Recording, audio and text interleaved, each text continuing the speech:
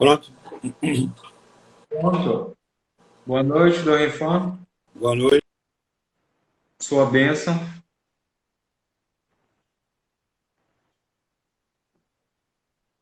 O senhor está me escutando bem?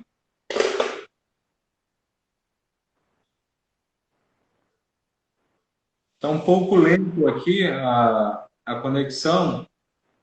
Está travado a sua conexão. Está me ouvindo? O senhor consegue me ouvir? Agora sim. Agora. Está ótimo agora. Então, Boa noite novamente, sua bênção. boa noite, Deus abençoe. Você é Wellington, né? Wellington, isso. Muito bem, ótimo, prazer. Estamos aí, Deus abençoe você e a todos que vão nos acompanhar. E a todo o pessoal do Centro São José. Centro São José. Muito obrigado. Antes de iniciar, né, gostaria de pedir ao senhor que começasse com uma oração para a gente dar início à nossa live de hoje. Então vamos sim. Então vamos lá. Em nome do Pai, e do Filho e do Espírito Santo. Amém. Ave Maria, cheia de graça, o Senhor é convosco. Bendita sois vós entre as mulheres, e bendito é o fruto do vosso ventre, Jesus. Santa Maria, Mãe de Deus, rogai por nós, pecadores, agora e na hora da nossa morte. Amém. Nossa Senhora, Mãe da Igreja, rogai por nós. São José, padroeiro da Igreja, rogai por nós. Muito obrigado, Rifan, pela aceitação do convite. O tema de hoje é um tema que deve também ser discutido na nossa atualidade, que é a unidade da Igreja. A unidade em doutrina, culto e governo. Um tema que hoje ainda poucos católicos conhecem, essa unidade da Igreja, e nós vamos falar um pouco disso. Antes de começar, eu vou me apresentar um pouco e falar o que é o Centro São José. O Centro São José, ele começou uma iniciativa laical de alguns amigos que se reuniram para estudar algumas coisas da Igreja, tanto liturgia quanto teologia e filosofia. E nós tínhamos um nome chamado Apostolado Bento XVI. Por existir esse nome já no nosso Brasil, nós adotamos publicamente em fundar um centro de cultura, chamado Centro São José, no qual nós apresentamos ao nosso bispo, nosso arcebispo, que é Dom Alberto. Apresentar para eles que aí, nós também... Arquidiocese de Belém, Arquidiocese de Belém. Ótimo. Nós apresentamos para Dom Alberto. E nosso arcebispo nos deu a bênção e permitiu que o Centro São José fizesse suas atividades apostólica, intelectual e atividade cultural dentro da nossa arquidiocese, voltado para a área da educação, né? Em aulas, lives, alguns temas a ser trabalhado dentro daquilo que a Igreja nos ensina, sem extremismo, sem posições errôneas, como posições políticas, como posições sem obedecer à Igreja. Então, nós estamos localizados na cidade de Belém do Pará e nós temos a bênção de Dom Alberto e a graça de Deus estarmos aqui fazendo esse apostolado. Esse ano, por conta do Covid, nós estamos fazendo algumas atividades online, mas nós tivemos cursos presenciais no início do ano. Infelizmente, nós vamos ter que colocar isso mais lá na frente. Mas esses somos nós. Que bom. Dom Rifan, eu agradeço imensamente também a graça de Deus em tê-lo aqui conosco e falar sobre esse tema que é muito importante para nós católicos, para não somente a nível local, mas a nível nacional, e sobre esse tema. A Igreja tem uma unidade, e a Igreja vive dessa unidade, e ela é una, e ela precisa ser una, porque é uma só, é universal. E nós queremos está junto com a igreja, sempre. Então, hoje, não somente polarização política, mas não somente isso, mas essa polarização de segmento, nós temos ultraprogressista, nós temos um progressismo que entrou dentro da igreja, e nós temos um ultraconservadorismo que também é um ultratradicionalismo que entrou na igreja. Então, não por acaso, o Senhor faz luz nas nossas trevas aqui. Tá bom.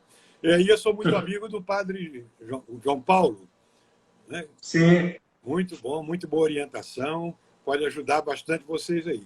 Um grande professor. Sim. Muito, muito bom. Então vamos lá?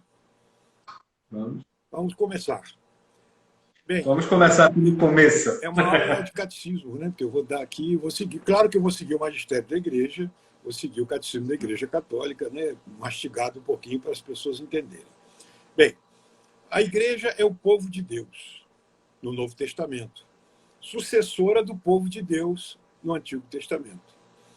No Antigo Testamento, qual era o centro do povo de Deus? Era o tabernáculo, que era a presença de Deus. Deus estava ali, falava com o povo, falava com os representantes dele, que no caso ali era Moisés. Então, o tabernáculo era o centro do Antigo Testamento. O que tinha no tabernáculo? A Arca da Aliança. E o que tinha dentro da Arca da Aliança? Tinha as tábuas da lei, os mandamentos que Deus tinha dado a Moisés, tinha o cetro de Arão, aquele cetro que tinha florescido, e tinha o pote com o maná. Estão aí os 3 poderes, né? Isso representa Cristo, os 10 mandamentos, Cristo profeta. Nosso Senhor veio nos ensinar. Agora nós estamos no Novo Testamento. É o povo de Deus no Novo Testamento, a igreja. Cristo profeta. O cetro de Arão, Cristo rei. Celebramos agora domingo. E o pote com o maná é o Cristo santificador. Não é? É o Cristo sacerdote. Então aí estão os 3 poderes. As tábuas da lei representam o poder de ensinar. O cetro de Arão representa o poder de governar, é o governo. E o pote com o maná, o poder de santificar, é o culto. Então, aí estão os 3 fontes da unidade. A doutrina, tábuas da lei, o governo, cetro de Arão, e o culto, o pote de maná, no Novo Testamento, a Santíssima Eucaristia. Bem, então vamos lá. A igreja é o povo de Deus no Novo Testamento. E a igreja é una. Como a gente reza no credo, né? Credo unam, sanctam, catholicam, et apostolicam, ecclesiam. Não é? Então, o mistério da igreja. Qual é a fonte da unidade da igreja? O catecismo nos ensina. É a Santíssima Trindade. Deus é um só. Não é? 3 pessoas distintas, mas é a unidade. Unidade na Trindade. Interessante que, às vezes, os muçulmanos atacam os católicos lá no Oriente, né, dizendo que vocês têm 3 deuses. Coitados, porque eles não entendem a doutrina. Né? Nós temos um só Deus. Por isso que o sinal da cruz em árabe é muito bonito. É assim, olha, em nome do Pai e do Filho e do Espírito Santo, os 3 são um só Deus. Amém. Completam isso, né? Exatamente para ser um testemunho contra os muçulmanos que nos acusam de termos 3 deuses. Nós só temos um só Deus. Então, em nome do Pai, do Filho e do Espírito Santo, os 3 são um só Deus. Amém. Então, olha só, são as 3 pessoas distintas, mas um só Deus. Então, essa é a fonte da unidade da igreja, um só Deus. Segundo, por que a igreja é una? É graças ao seu fundador. Ela só tem um fundador.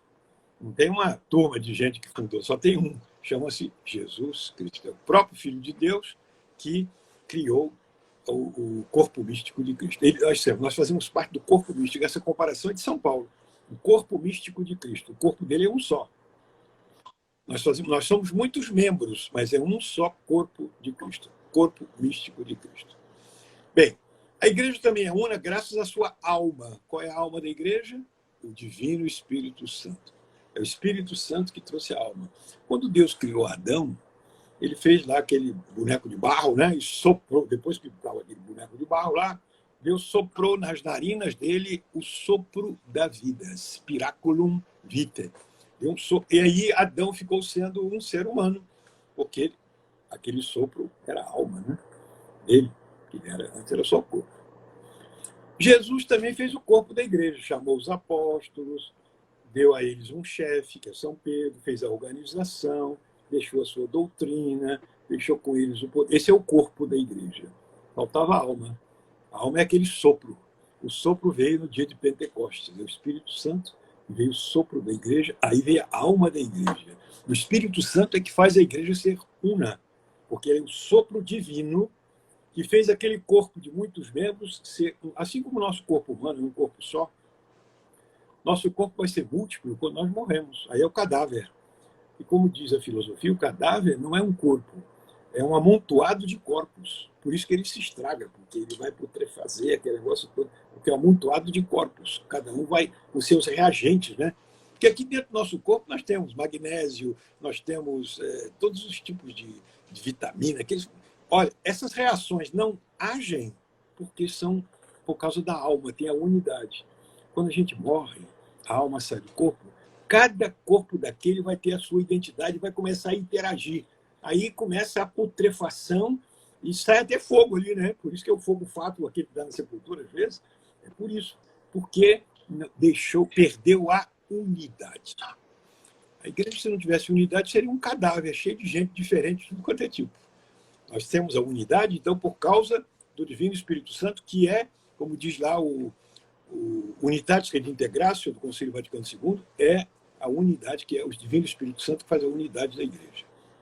Então, São Clemente de Alexandria dizia, né, que mistério admirável. Há um só Pai do universo, um só Logos do universo, é o Filho, e um só Espírito Santo. Portanto, e há também uma só Mãe, que é a igreja. Portanto, é tudo a unidade. Muito bem. Então, a igreja, claro, desde o princípio, apresenta uma grande diversidade. Claro? Você é leigo, eu sou bispo. Por exemplo, nós somos diferentes. É uma grande diversidade. Né? Uma variedade de dons e de pessoas que recebem esses dons diferentes. Né? Então, a igreja como povo de Deus é una, apesar de todas essas diversidades. É o que chama-se a diversidade na unidade. Né? São muitos, mas é um só corpo. Então, os vínculos da unidade, São Paulo diz, né, o vínculo da perfeição vem ser a caridade. O amor que reina na igreja é que dá a unidade. Né? Tem aquela música muito bonita, uma letra bonita, foi de Santa Teresinha. Tua igreja é um corpo, cada membro é diferente, e há no corpo certamente coração, ó meu Senhor, nele nasce a caridade. Não é? Que é o dom mais importante, né? Enfim, Santa Teresinha, o que dá a unidade dessa diversidade é a caridade. A caridade é o quê? É o Divino Espírito Santo na igreja. Muito bem. Então, vamos lá. Na profissão de fé, nós cremos numa só doutrina, uma só fé. Uma só fé, um só Senhor, um só batismo, de São Paulo. Está aí, ó, as três coisas: governo, doutrina, fé e a unidade. Portanto, unidade de culto e tudo. Bom, em primeiro lugar, a igreja ela é una na sua fé. Vamos falar aí agora sobre unidade de doutrina. Essa fé recebida dos apóstolos. A igreja não tem muitas doutrinas. Olha, o catecismo da igreja católica é um só. A igreja só tem uma doutrina. Quem não estiver de acordo com essa doutrina vai sair da igreja. É diferente, por exemplo, das igrejas protestantes. Vamos pegar nossos irmãos aí evangélicos. Eles têm uma porção de doutrinas. Por exemplo, os batistas não batizam crianças. Já outras seitas batizam crianças. Os adventistas celebram o sábado. Já os batistas celebram o domingo. Alguns acham que a doutrina, aceitam a doutrina tal de tais sacramentos. Outros não aceitam. Não tem unidade de doutrina. A Igreja Católica tem uma só doutrina. Portanto, unidade de doutrina. Segundo, unidade de governo. A Igreja só tem um governo. A Igreja é governada pelos bispos, entre os quais o principal é o bispo de Roma, que é a cabeça, que é o Papa. Então, o Papa, com os bispos, é que governa a Igreja. Né? Portanto, quem é que fez assim? Nosso Senhor. Né? Às vezes tem uns católicos aí meio malucos reclamando dos bispos, falam assim, meu amigo, é difícil dizer você, mas é de instituição divina, os bispos são de instituição divina, então não tem como você fugir. Foi Deus, Nosso Senhor que fez assim. Não é Nosso Senhor que fez assim. Então a unidade da igreja vem do seu governo, o Papa e dos bispos, em união com o Papa. E terceiro, unidade do culto. A igreja só tem um culto, que é o culto dos sacramentos. Pode ter diversidade de vários ritos, mas é um só culto divino. Então vamos lá pelo primeiro, que é a unidade de doutrina. Não é? A igreja só tem uma doutrina. É a única igreja de Cristo. O que diz lá a Lumen Gentium? A única igreja de Cristo, esta igreja constituída e organizada no mundo como uma sociedade, subsiste na Igreja Católica. E em latim é subsistit in. Na Igreja Católica, governado pelo sucessor de Pedro e pelos bispos em comunhão com ele. Essa palavra subsistit in dá uma confusão danada. Tem muito tradicionalista aí que briga pelo absurdo. Por que não diz que ela é a Igreja Católica? Fica dizendo que ela subsiste na Igreja Católica. Coitadinha, porque eles não entendem, também não estudaram filosofia, não sabem. Mas também não tem direito de ficar discutindo, porque, como não sabem, é melhor ficar quieto e escutar a igreja. Não é? Subsiste é uma palavra filosófica que significa ter subsistência. Não é? Isso está bem explicado na Dominus Iesus. Né? Dominus Iesus. Eu vou explicar aqui mais para frente um pouquinho. Então, olha só. O que diz lá? Deve-se crer firmemente, como verdade de fé, a unicidade da igreja fundada por Jesus Cristo. Segundo a fé católica, unicidade e unidade integram a igreja. E nunca vão faltar. A igreja nunca vai perder a sua unidade. Ah, mas romperam a unidade, por exemplo, a Reforma Protestante. Não rompeu, não. Eles saíram da unidade. Ah, mas os ortodoxos romperam. Não romperam, não. Eles saíram da unidade. A igreja nunca perde a sua unidade. Eles saíram da igreja, mas a igreja continua única. Porque às vezes certos livros de geografia, de história, houve um grande rompimento, a igreja perdeu a sua unidade com a saída dos ortodoxos, com a saída dos protestantes. Não, a igreja continua tendo a sua unidade. Eles é que saíram da igreja. Né? O cardeal Newman que dizia, na igreja não. E o cardeal Newman e aquele outro também lá de Nova York. A igreja não perde fiéis, ela perde os infiéis. Aqueles que não eram fiéis é que saíram, né? E a igreja nunca perdeu os seus fiéis. Muito bem. Então, uma unidade. Fulton Sheen, lembrei o nome dele. Então, Fulton Sheen dizia isso também. Então, nós temos várias igrejas, comunidades, ritos diferentes, igreja maronita, melquita, igreja armênia, mas tudo isso não quebra a unidade da igreja. Então, olha o que diz lá. É contrário ao significado autêntico do texto do concílio a interpretação que leva a deduzir da fórmula subsiste na, a tese segundo a qual a única igreja de Cristo poderia subsistir em igrejas e comunidades não católicas. Isso é uma interpretação errada que deram. Bom, se ela subsiste, quer dizer, subsiste na igreja católica, subsiste, a igreja de Cristo subsiste na igreja protestante, subsiste na igreja ortodoxa. Não. Então, a notificação da Congregação para a Doutrina da Fé diz claramente que não é assim. A palavra subsiste foi para esclarecer que só existe uma subsistência na verdadeira igreja só. Em outras igrejas, tipo protestante, ortodoxa, existem elementos da igreja, elementos até de verdade. Por exemplo, eles guardam a Bíblia, eles têm o batismo, são elementos, mas não tem subsistência. Não é? A subsistência só existe na Igreja Católica. Portanto, só única e una igreja de Nosso Senhor. As igrejas, então diz lá, o que diz a explicação do catecismo? As igrejas que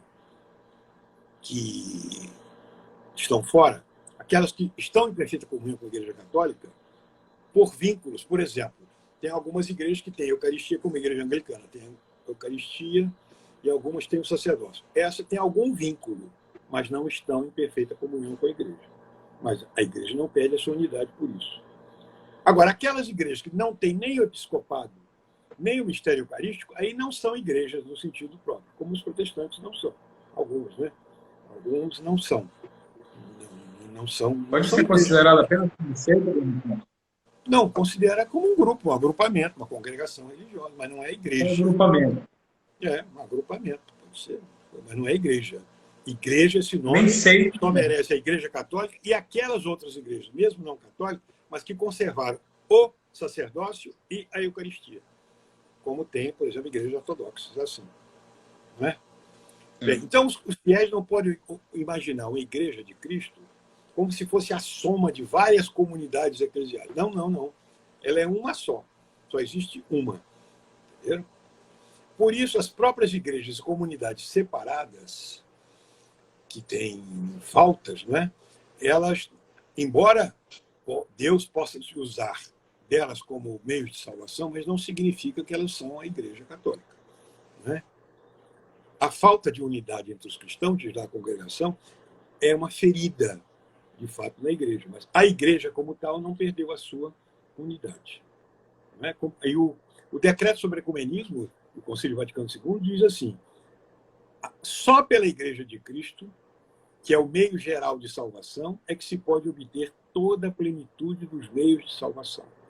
Na verdade, foi apenas ao colégio apostólico, da qual Pedro é o chefe, que, segundo a fé, nosso Senhor confiou todas as riquezas da nova aliança, a fim de constituir na terra um só corpo de Cristo, que é necessário para a salvação.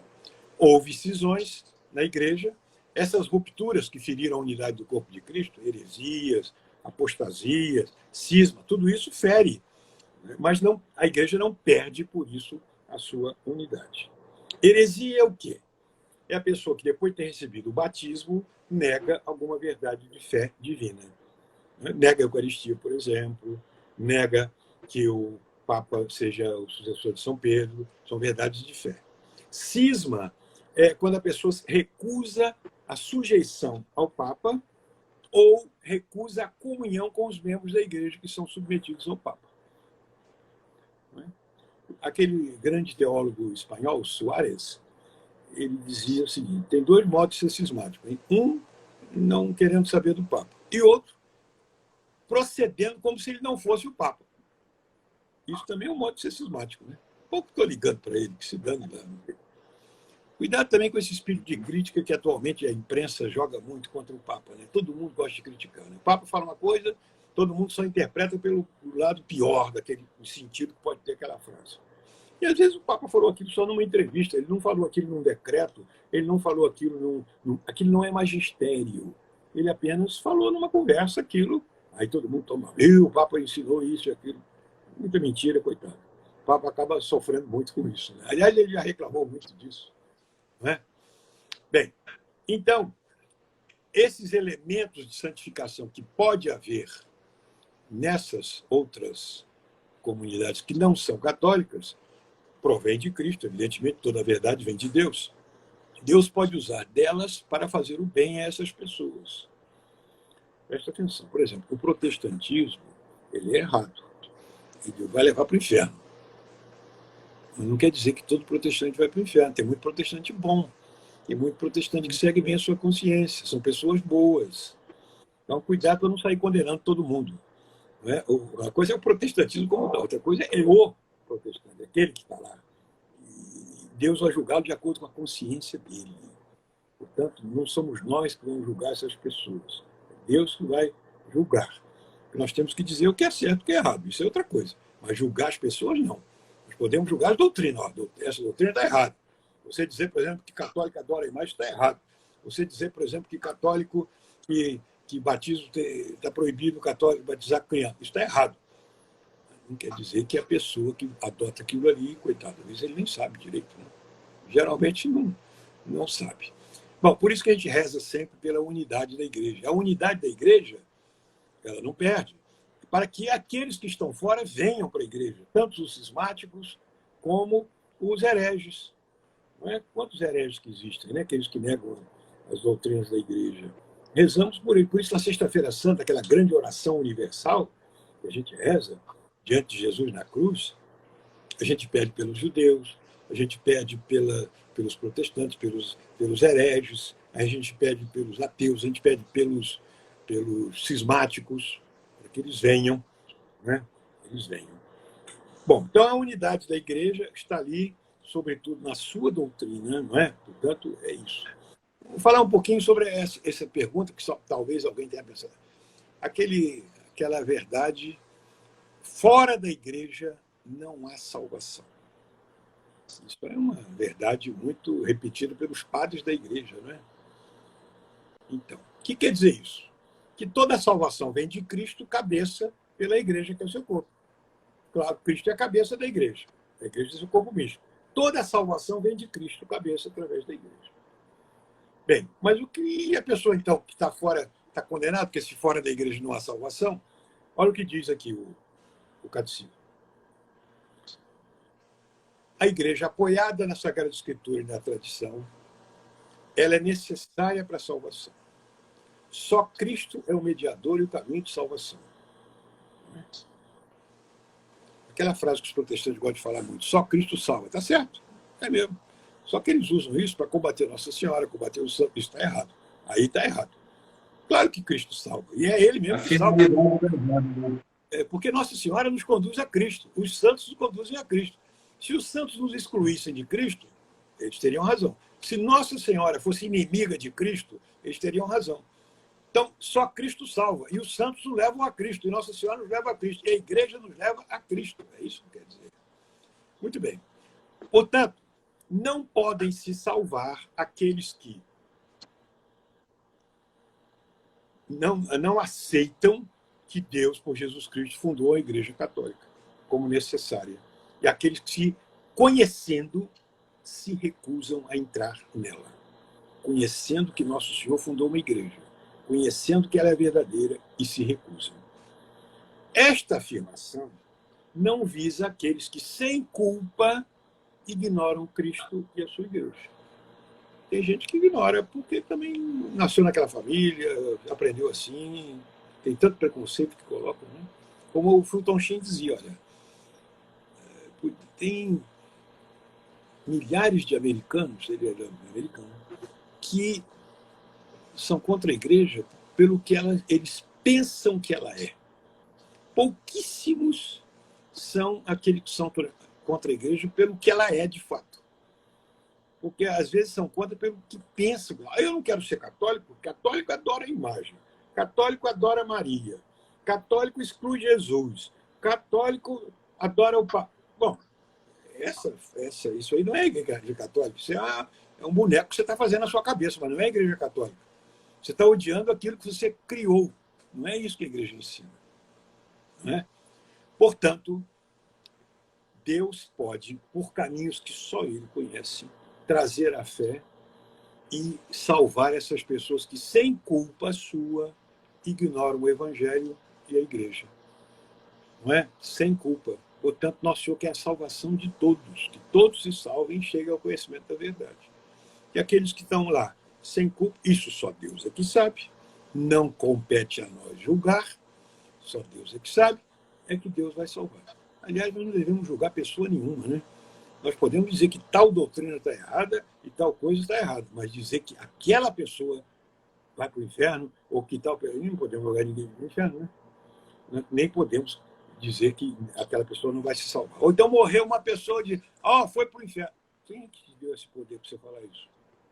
Ninguém pode dizer isso. Não é? Mas ele estava em estado de pecado. Isso é você que está dizendo. Deus é que sabe. Naquele último momento, a pessoa pode ser arrependida, pode ter ido para o céu. Aquela pessoa que foi lá conversar, a viúva, né, foi falar com o Curadás, chorosa, porque o marido... Aí o Curadás falou assim, seu marido se salvou. Não, mas é por isso mesmo que eu estou chorando, porque eu sei que ele não se salvou, porque ele suicidou. Ele pulou da ponte. Pois então, a senhora fique sabendo que entre a ponte e o rio, Deus deu a graça, ele se arrependeu e está no céu. Então, olha só, o homem tinha suicidado. Viu? E Deus tinha dado a graça dele se arrepender. Portanto, não coloquemos ninguém, nem condenemos ninguém. Podemos combater as doutrinas, isso sim, mas não as pessoas. Então, tá aí. É muito interessante, rapidinho, é tão interessante que esse gesto de combater muitas das vezes a pessoa, eles querem destruir a pessoa e esquece de destruir a heresia, Isso. né? E aí tu vai destruir a ideia, né? Sem destruir a pessoa. Esse é o ato cristão, né? É a Destruir a frase ideia de apenas Santo Agostinho. e deixar a pessoa. Só que o gesto que muitos fazem é tentar destruir a pessoa e muitas das vezes a ideia continua lá, continua Claro. fixa. E é amado de Deus. Mas Santo Agostinho, né? Odiai o erro, amai os que erram. É isso. Amar os que erram. E odiar o erro. É isso. Portanto, cuidado para não misturar as coisas. Muito E bem. é Então, isso, essa rapidinho, é esse o discurso de muitas pessoas, né? Esse é o discurso de muitas pessoas que, por exemplo, mas ele roubou, ele assassinou, ele já não tem jeito, se suicidou, não tem jeito, não. Isso não parte de nós cristãos e nem muitas das vezes, não parte nem da gente e eu acredito sim nem da hierarquia, porque isso parte de Deus. Alguns santos, como o Padre Pio, isso. Não tem julgueis essa e não sereis julgados. Não julgueis e não Exatamente. sereis julgados. Não condeneis e não sereis condenados. Portanto, a gente tem que ter caridade. Não quer dizer que a gente vai se mancomunar com o erro. O erro é uma coisa. E, claro, se a pessoa está errada. E eu também, se aquela pessoa está errada e propagando o erro, você está errado, pronto. Mas eu não posso julgar o interior da pessoa e nem julgar. Agora, claro, se a pessoa também está propagando um erro, eu posso condená-lo também, porque ele está propagando o erro, né? Mas não mesmo como no futebol. No futebol, o juiz, por exemplo, ele julga a intenção do jogador. Por exemplo, se ele estava com a mão colada no corpo, a bola bateu na mão dele, não foi pênalti, porque ele não tinha intenção de levar a mão na bola. Se ele está com a mão levantada, é porque ele estava com a intenção de botar a mão na bola. Aí é pênalti, porque foi dentro da área.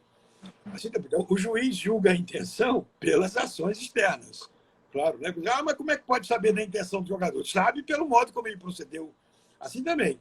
Nós podemos até condenar certas pessoas pelo modo como elas estão agindo. Mas cuidado para não dar a palavra final de condenação das pessoas, porque isso só pertence a Deus. Né? Então, essa foi a unidade de doutrina. A igreja só tem uma doutrina, uma só fé, uma só doutrina. Agora vamos para a unidade de governo, que é importantíssimo, hein?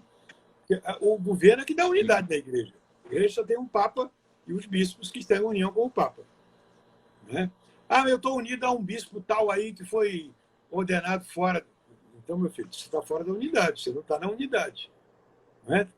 Tem opção de bispos aí sagrados clandestinamente, erradamente. Não aqueles da China, porque aqueles são bonzinhos, são sagrados clandestinamente por causa do governo comunista. Mas estou dizendo aí, tem uns aí que são igreja de Palmar de Troia, essas igrejas falsas aí, que às vezes sagram bispos erradamente. Isso não é na unidade da igreja. Né? E papas também. Se olhar na internet, tem uns 10 ou 11 papas. Papa falso. Papa é sagrado por ele mesmo. Claro que é falso. Na igreja só tem um papa. O papa atual é o Papa Francisco, que é o sucessor de São Pedro. Tem uma história até de uma papisa, né? Tá bom. Isso é inversão de moda. Então, o Papa... A única igreja que pode provar historicamente a sua união com Jesus Cristo é a Igreja Católica. Historicamente. Não é, por exemplo, você tem... Eu sempre falo isso para as crianças do catecismo. Quem é o Papa de hoje? O Papa Francisco. O Papa Francisco sucedeu quem? Bento XVI. E Bento XVI sucedeu quem? João Paulo II. São João Paulo II. São João Paulo II sucedeu a quem? João Paulo I. João Paulo I sucedeu a quem? São Paulo VI. Paulo VI sucedeu a quem? São João XXIII. São João XXIII sucedeu a quem? A Pio XII. Pio XII sucedeu a quem? Pio XI. Pio XI sucedeu a quem? A Bento XV. Isso já estou na Segunda Guerra Mundial. Bento XV sucedeu a quem? A São Pio X. Já estou na Primeira Guerra Mundial. São Pio X sucedeu a quem? Leão XIII. Leão XIII foi o Papa da Rerum Novarum, né? No final do século XIX, no século XX. Leão XIII sucedeu a quem? Gregório XVI, Pio IX. Pio IX, grande Papa da Imaculada Conceição. Pio IX sucedeu a quem? A Gregório XVII. Ó, já estou no século XIX. Se a gente vai em toda a vida, vamos chegar a São Clemente, que é o santo de hoje, que é o terceiro sucessor de São Pedro, depois Santo Anacleto e São Pedro. Isso historicamente comprovado. Está historicamente comprovado que o Papa Francisco é sucessor de São Pedro. Do 164º sucessor de São Pedro. Portanto, está aí. Porque se for perguntar essas igrejas aí agora, por exemplo, quem que Edir Macedo é sucessor de quem? De ninguém, porque ele fundou a Igreja Universal do Reino de Deus. O Valdemiro Santiago, ele é sucessor de quem? De ninguém. Foi ele que criou a Igreja do Amor Divino, não sei o quê. E uma Igreja Mundial, né? E pega aí, qualquer um desses aí. E ele fala que ele é apóstolo. É apóstolo. Sucessor de quem? Sucessor de quem? De ninguém, porque ele que começou a igreja dele. Estou julgando. Na cabeça dele. Então, cada um desses que criou, cada um foi criando a sua. Não é? Lutero era sucessor de quem? De ninguém. Também Lutero não era chefe de igreja nenhuma, ele fez aquele movimento que acabou dando toda essa confusão que deu na igreja. E assim, Calvino, não é? Melanchthon, Zwingli, todos aqueles reformadores, cada um fundou um grupo lá, Henrique VIII. Henrique VIII, que ficou chefe da igreja anglicana, é sucessor de quem? De ninguém, foi ele que criou a igreja. Não é? Nós podemos dizer que a rainha Elizabeth agora é sucessora de Elizabeth I, que é sucessora de Henrique VIII. Para ali mesmo, para no século XVI. E é muito interessante isso, que na igreja anglicana a rainha é chefe da igreja, né? Chefe da igreja. Então, nenhum deles tem ligação com Jesus Cristo, historicamente falando, pela sucessão. Só a Igreja Católica. Então, é unidade, agora é com unidade de governo. Então, por isso que a igreja é governada pelo Papa, junto com os bispos, que ele distribui pelas dioceses. Então, sucessor dos apóstolos. Eu, por exemplo, como bispo, sou sucessor de um apóstolo, né? Como o Papa é sucessor de São Pedro, que era o bispo de Roma. Então, nosso Senhor instituiu a igreja assim, não é? Instituição dele. Tu és Pedro, sobre esta pedra. Ele mudou o nome dele era Simão. Ele já mudou para pedra exatamente porque pedra é o fundamento. Tu és Pedro e sobre esta pedra edificarei a minha igreja. E essa igreja vai durar para sempre. Por quê? Porque as portas da morte, aqui no inferno, aqui não é o diabo, não. As portas da morte, é o Hades, as portas da morte não vão destruí-la. A igreja é indestrutível, indefectível. Porque qualquer empresa... Ela sempre se mantém viva. Qualquer empresa, por mais forte que seja, pode falir. Você pega aí grandes empresas, aí, o Banco Santander, o Banco... Pode quebrar. Quantos bancos já não quebraram, né? Quantos bancos já não... Quantas grandes empresas que não faliram? A igreja nunca vai falir.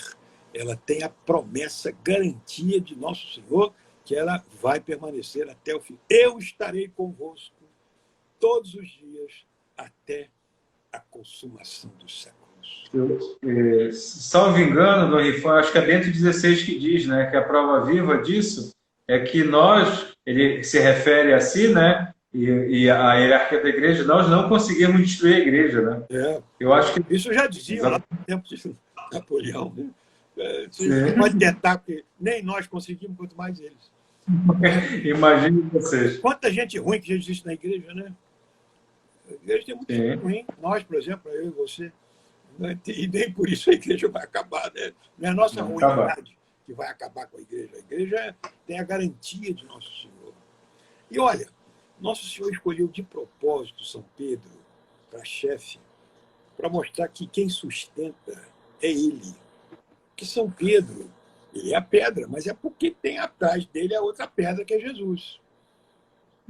Porque São Pedro era temperamental, São Pedro acabou depois negando Nosso Senhor, que conhecia Nosso Senhor, São Pedro tinha uma porção de defeitos, e Nosso Senhor escolheu de propósito. São Pedro é o paradigma, ele, aquele homem fraco, mas ele é o chefe da igreja. E pronto. Imagina Sim. se fosse hoje com a internet, esses católicos de hoje iam criticar, né? Porque Pedro fez isso, Pedro fez aquilo, não sei o quê. Fofoqueiro. Gostam de falar, no tempo do Nosso Senhor não tinha. Nosso Senhor, imagine, procurar defeito. Quantos papas ruins já houve na igreja? Quantos? Os apóstolos mesmo.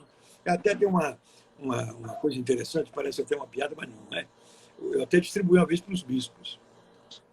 Não tem essas RH das empresas, né? Recursos humanos? Qualquer empresa tem o RH, né? O RH, o Recursos Humanos, que vai lá, quando a pessoa quer um emprego, passa lá primeiro nos recursos humanos para ver se vai se habilitar para aquele emprego, se serve, etc. E tal. Aí conta que Jesus mandou o currículo dos apóstolos para uma firma de Jerusalém, Nathanson & Sons, uma firma lá que fazia recursos humanos, para dar uma examinada no currículo dos apóstolos, porque ele ia fundar uma igreja, então ele mandou para lá. Aí veio a resposta. Ao Senhor Jesus de Nazaré, segue agora o relatório nosso do RH sobre aqueles que o senhor pretende usar para fundar a sua instituição. Aí começa, né? Bem, Mateus, olha, esse tal de Mateus, que era Levi, não é nada aconselhável, porque esse sujeito era cobrador de impostos, esse sujeito vivia misturado com fariseu, não serve. Tira fora esse sujeito, porque não serve. João e Tiago são dois irmãos, são dois temperamentais, né? Tem até o apelido de filhos do trovão. Esses dois aí também não é bom contar com eles, não, porque eles não vão servir para nada. E aí vai-se embora, né? Vai falando todo mundo ali, ó, Pedro, nem pensar, não pode dar nenhum caso de confiança. Ele é um sujeito temperamental, só fala uma língua, esse mesmo dialeto lá da Galileia, ele é pescador, ó, não podemos confiar nele. Aí faz a lista de todo mundo, não sobra ninguém. Só a única pessoa que nós poderíamos aconselhar e que tem bom relacionamento com todo mundo, inclusive com os chefes do templo, é Judas Iscariotes. Esse é uma pessoa que merece a nossa confiança, porque é uma pessoa que sabe lidar com dinheiro, sabe lidar também com os chefes do sacerdote. É aquela frase da Sagrada Escritura: meus pensamentos não são os vossos pensamentos. Então, nosso Senhor escolheu de propósito os apóstolos que ele quis, escolheu São Pedro como ele quis. Essa é a sua igreja, porque quem sustenta a igreja é ele. Então, com todas as fraquezas dos papas, dos bispos, dos padres e dos fiéis em geral, a igreja é divina. E a igreja vai durar até o fim dos tempos, porque ela conta com a assistência do seu divino fundador. Então, ela tem a unidade de governo. Não é? Não é porque o Papa é santo. Muitos papas foram santos, hein? Os primeiros foram todos santos. Mas nem todos foram santos. Teve papas que foram ruins, hein? Tipo Alexandre VI, esse povo aí. Pois bem, o colégio, o corpo episcopal, tem autoridade junto com o Papa. Cada bispo, individualmente, é o princípio, o fundamento da unidade na sua diocese. Como no caso aí do Alberto Taveira, em Belém, é o princípio da unidade aí. E o Papa é o princípio da unidade de toda a igreja. E cada bispo, como o Papa, tem o ofício de aqueles três poderes: de ensinar, de santificar e de governar.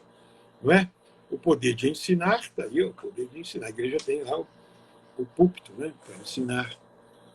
E lembra quando Jesus apareceu na Transfiguração? Apareceu com ele Moisés e Elias, né? Dia da Transfiguração. Então, o São Pedro falou: Senhor, como é bom a gente ficar aqui, né? Vamos fazer 3 tendas, 3 tabernáculos. Uma para o Senhor, outra para Moisés e outra para Elias. E vamos ficar aqui para sempre. Sabe quais são esses 3 tabernáculos? É a igreja. Na igreja nós temos o tabernáculo de Moisés, é o púlpito, onde se ensina a doutrina. Moisés ensinou os 10 mandamentos, é o que ensinava o povo de Deus. A cátedra de Elias, a tenda de Elias, é o confessionário, porque Elias era um homem penitente, que fazia penitência. Lá na igreja, então, nós temos o confessionário, temos o púlpito e a tenda de Jesus. É o sacrário, é a Santa Missa, é a Eucaristia. Então, na igreja, nós temos as 3 tendas. A tenda de Jesus, a tenda de Moisés e a tenda de Elias. Então, por isso, na igreja tem o poder de ensinar, a igreja ensina magisterialmente, é o poder do magistério, tem o poder de santificar, é a Eucaristia, e o poder de governar, que é a unidade. Bom, vamos logo, porque nós estamos falando muito e o tempo vai longe. Unidade de culto. Olha, a igreja só tem um culto, que é o culto prestado a Deus. Não é? Não. Agora, existe diversidade litúrgica dos ritos, mas isso não tem problema, isso não fere. Só existe um sacrifício. Não é? É o sacrifício, porque no Antigo Testamento é aquele sacrifício de touro, de bode, de ovelha, de tudo. Né? No Novo Testamento só tem um sacrifício, porque só tem um sacerdote, que é Jesus. E só tem um sacrifício, que é o sacrifício da cruz. A missa não é um outro sacrifício diferente da cruz. É o mesmo da cruz repetido no altar, de modo incruento. Então, a missa é o sacrifício do Novo Testamento, porque é o sacrifício da cruz repetido em cada altar. Quando você assiste à missa, participa da missa, é como se você estivesse ali ao pé da cruz, recebendo todas aquelas graças dali de Nosso Senhor. Então, unidade do sacrifício, unidade de culto. E todos os sacramentos, a igreja, os 7 sacramentos. O batismo é um só, não é? Ah, mas tem diversidade. Tem batismo de imersão, tem batismo de infusão, mas é um batismo só. A crisma tem ritos diferentes, rituais podem ser diferentes, não tem problema. Mas é uma só crisma, porque é um só dom que dá o Espírito Santo, é uma unção do Espírito Santo, um só batismo. Não é? Uma só Eucaristia, com ritos diferentes. Não é? Por que são ritos diferentes? Como diz, o Catecismo diz assim, uma frase belíssima: a riqueza insondável do mistério de Cristo é tão grande, que nenhuma tradição litúrgica pode esgotar a sua expressão. Por isso nós temos várias diversidades de tradições litúrgicas. A história da origem, desenvolvimento dos ritos, né? Tem ritos orientais, rito maronita, rito melquita, rito armênio, rito romano, que é o nosso aqui, rito bracarense, rito de Milão. São vários ritos. Então, as diversas tradições litúrgicas nasceram das diversas igrejas e diversos apóstolos também. Não é? Hoje mesmo, nós temos várias liturgias diferentes, todas aprovadas pela igreja. Olha só, tem que ser aprovada pela igreja, senão não é, não é? A igreja tem 24 igrejas autônomas também, né? São chamadas igrejas sui iuris. Então, uma igreja ocidental e 23 igrejas orientais. Nós temos a igreja maronita, a igreja melquita, a igreja armênia. Em São Paulo, por exemplo, tem várias catedrais. Se você já for a São Paulo, você vai ver lá. Tem a catedral melquita, tem a catedral maronita, tem a catedral armênia, porque são ritos das igrejas orientais. Não é? São tradições, tradição antioquena, alexandrina, armênia, caldeia e constantinopolitana. São várias tradições litúrgicas. Não é? No Brasil, nós temos 5 grandes igrejas orientais. Hein? A greco-católica melquita, que é da Síria e do Líbano também. A igreja maronita, a qual eu pertencia, nasci nela. Né? Eu sou descendente de libanês, então eu sou maronita por rito. Claro que eu também sou do rito romano, porque eu passei. Então, a igreja maronita, que é no Líbano, tem outras igrejas, a igreja greco-católica, que é essa melquita, a armênia, né, que também está no Líbano, etc. Bem, a igreja ucraniana também tem outro rito, o rito ucraniano. Né, ucraniano, a igreja greco-católica, já falei aí. Então, na igreja latina também, aqui no Ocidente, nós temos vários ritos. Não é? O rito bracarense, da Diocese de Braga, em Portugal, rito mediolano, que é o rito milanês, não é? Da Diocese de Milão. Entendeu? Então, tem o rito moçarábico, que é na Espanha, em Toledo. Não é?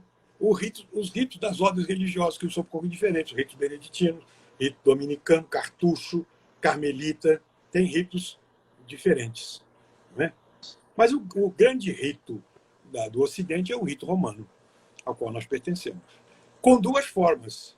A forma atual, aquela que foi reformada pelo Papa Paulo VI, e a forma antiga do rito romano, que é a que eu sigo, que eu sou bispo da administração apostólica, que sigo, com a permissão, com a faculdade dada pela Santa Sé, a forma antiga do rito romano, aquela que é chamada Missa de São Pio V. É a forma antiga, né? Com todos aqueles rituais. Mas a missa é a mesma, hein? Tem a antimissa e a missa. A preparação, o ato penitencial, o ofertório, a consagração e a comunhão. Todas elas têm a mesma coisa. Entenderam? Você pode não entender, porque eu já assisti missa, por exemplo, do rito Sírio-Malabar. Você não entende uma palavra sequer, né? Mas está ali. Eu já celebrei, por exemplo, do rito Maronita, tudo falado em árabe ou em aramaico, mas eu estou ali junto, porque eu sou católico. Né? Assim também, a missa, a nossa, nós conservamos o latim, nós temos a liturgia, que é uma das riquezas da igreja. Eu falei até com o Papa Francisco. O Papa Francisco, não, é uma das riquezas da igreja.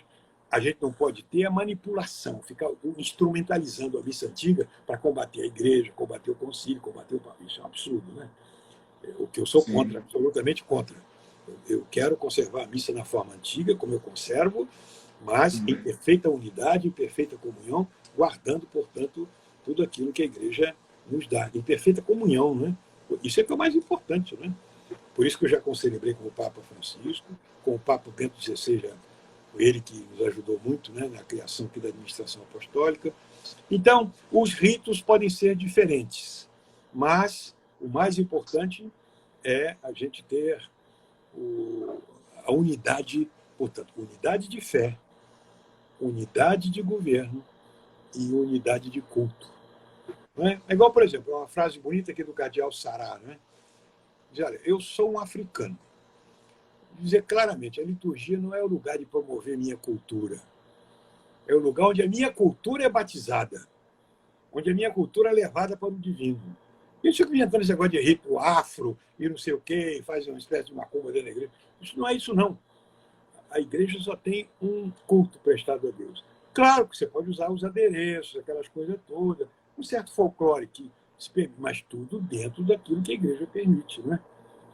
Porque existe muito abuso litúrgico, sempre houve. Teve o tempo de São Vicente de Paulo, depois do Concílio de Trento, havia abuso litúrgico. São Paulo já chama atenção, lá no começo dos Coríntios, que havia um abuso na liturgia. O abuso não destrói o uso verdadeiro, né? Nós não podemos abençoar esses abusos, porque isso leva o povo todo a perder a sua fé, né? De jeito nenhum nós podemos fazer isso. Então, eu acho que explicamos bem a questão da unidade, né? Unidade de fé, unidade de governo e unidade de culto, mesmo com as diversidades que existem, né? Na igreja, mas nós temos uma só. Graças a Deus nós somos católicos e essa igreja que vai nos levar para o céu com o nosso Senhor. São José, né? É o padroeiro de toda a igreja, que é o padroeiro do Centro Cultural de vocês aí. Nossa Senhora, que é a mãe da igreja, proclamada pelo Papa São Paulo VI no final do concílio, é a mãe da igreja, não é? Rainha dos apóstolos, rainha da igreja, é nossa mãe, e contamos com o Divino Espírito Santo, nosso Senhor, que é o nosso bem. E nós queremos isso, né? Queremos o bem de todos e da igreja, e com retidão. Seguindo a igreja, você não vai errar. Seguindo a sua cabeça, aí você pode errar. Cuidado. Então, acho que está entendido, né? Refan, infelizmente o tempo da live é de 59 minutos e 59 segundos, é 1 hora, o Instagram nos permite. Né? Faltando já 5 minutos para terminar. O Santo São José agradece muito. Nós temos não somente uma admiração pelo Senhor, né? Alguns membros já conhecem o Senhor, porque o Senhor tem vindo muito à nossa cidade há muito tempo. Teve no último congresso eucarístico também aqui. Isso. Já celebrou várias vezes na nossa cidade. Né? A gente conhece o Senhor há bastante tempo. Agradeço imensamente a catequese, porque é isso. A igreja também padece de bons catequistas, né? Não falando da parte dos leigos, né? De ter bispos, sacerdotes, que se dedicam profundamente à igreja. Tiveram várias perguntas aqui na live, muitas o senhor respondeu, né? Isso. E agradeço. Estão perguntando aqui, ó, a opinião sobre o Concílio Vaticano II. O Concílio Vaticano II é um concílio da Igreja Católica. Claro que tem que ser interpretado com todos os documentos do magistério, como o próprio João Paulo II disse, né? Interpretado de acordo com os documentos, mas não com interpretações errôneas que muita gente já deu. Claro que nós somos contra isso tudo, mas interpretado como... Pega o Catecismo da Igreja Católica, que é a melhor interpretação do concílio. Pega ali também o Dominus Iesus. Tá ali, os documentos posteriores explicaram bem o significado de cada documento do Concílio Vaticano II. Né? Essa é a opinião. Claro que pode ter interpretações ruins, mas ninguém vai seguir essas interpretações, tem que seguir a interpretação do magistério. Então, olha, eu que agradeço muito a oportunidade, uma bênção especial aí para todo o Centro São José, para todos aqueles que ouviram, aqueles que estão conosco, e vamos continuar rezando. E estudar, hein? Tem que estudar a religião, estudar o catecismo, para a gente saber o que a igreja quer de cada um de nós. Tá bom? Vou dar uma bênção final, então, para todos. Vamos. Então, pela intercessão de São José, de Nossa Senhora, Mãe da Igreja, abençoe-vos o Deus Todo-Poderoso, o Pai, o Filho e o Espírito Santo. Amém. Muito obrigado, Arifan. Uma boa noite para o senhor. Deus abençoe e conte com nossas orações. Amém. Estamos juntos. Obrigado.